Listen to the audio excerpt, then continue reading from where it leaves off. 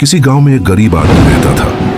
वह दिन भर जंगल से लकड़ियां काटता और कस्बे में जाकर बेचता, मगर जो पैसे मिलते वो घर के खर्च के लिए बहुत कम होते। अक्सर ऐसा होता कि वह और उसकी पत्नी भूखे ही सो जाते।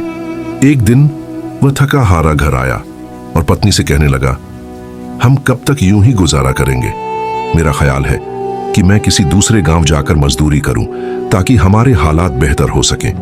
पत्नी ने सब्र के साथ मुस्कुराते हुए जवाब दिया, अगर यही तुम बेहतर समझते हो तो जाओ, मैं तुम्हारा इंतजार करूंगी। यह सुनकर वह व्यक्ति सफर के लिए निकल पड़ा। कई दिनों की लंबी यात्रा के बाद वह एक बड़े व्यापारी के घर पहुंचा। उसने आदरपूर्वक सलाम किया और रोजगार की विनती की। व्यापारी ने उसे अपने ऊंटों की देखभाल के लिए रख लिया। इस तरह वह व्यक्ति व्यापारी के यहां काम करने लगा। दिन रात मेहनत और ईमानदारी से अपने कर्तव्यों का पालन करता रहा और कभी किसी बात की शिकायत नहीं की। समय बीतता गया, दिन महीनों में बदल गए और महीने वर्षों में। देखते ही देखते पूरे 20 साल गुजर गए। एक दिन उसे अपने घर की याद सताने लगी। वह व्यापारी के पास गया और अदब से कहा, मैंने आपकी 20 साल सेवा की है, अब मैं अपने घर वापस जाना चाहता हूं, मुझे इजाजत दें। व्यापारी बड़ा नेक और सखी था।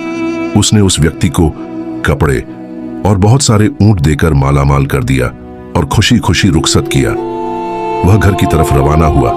सफर बहुत लंबा था। चलते चलते शाम हो गई और वह दिन भर की मुसाफत से थक चुका था। उसने इधर उधर नजर दौड़ाई तो दूर उसे एक झोंपड़ी दिखाई दी जहां एक दरवेश रहता था। उसने वहां रात गुजारने का इरादा किया। जब रात हुई तो उसने दरवेश से कहा, मेरा सफर बहुत लंबा है, मुझे कोई नसीहत फरमा दे। दरवेश ने कहा, मैं तुम्हें नसीहत तो दूंगा, लेकिन उसकी कीमत लूंगा। हर नसीहत के बदले एक ऊंट। वह व्यक्ति मुस्कुराकर बोला, मैं मालदार हूं, अगर नसीहत कीमती हो तो एक ऊंट क्या चीज है। उसने पहला ऊंट दे दिया। दरवेश ने पहली नसीहत दी, जब भी आसमान पर सितारे एक सीधी कतार में नजर आए तुरंत किसी पहाड़ पर चले जाना। वह व्यक्ति हैरान होकर बोला, यह नसीहत किस काम की? कोई और नसीहत बताइए। दरवेश ने कहा, नई नसीहत की अलग कीमत होगी। उसने दूसरा ऊंट दे दिया।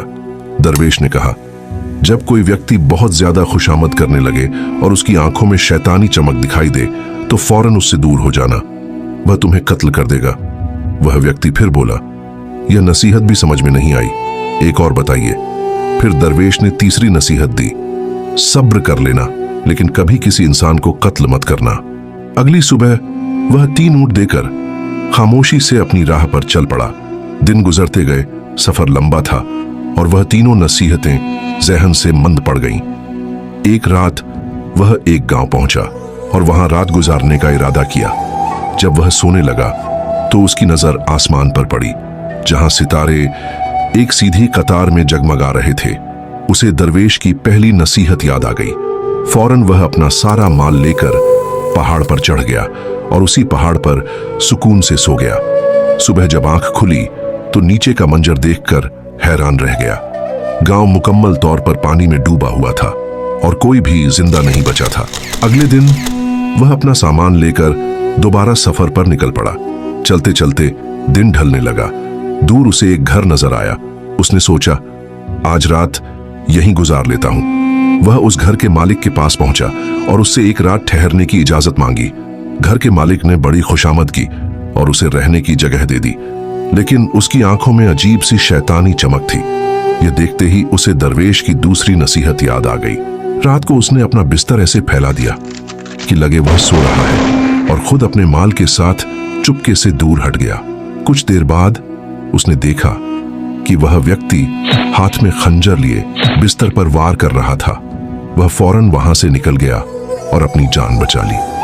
आखिरकार कई दिनों के सफर के बाद वह अपने गांव के करीब पहुंचा।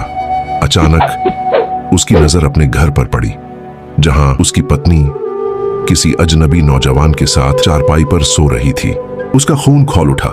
दिल में आया कि उस नौजवान को कत्ल कर दे।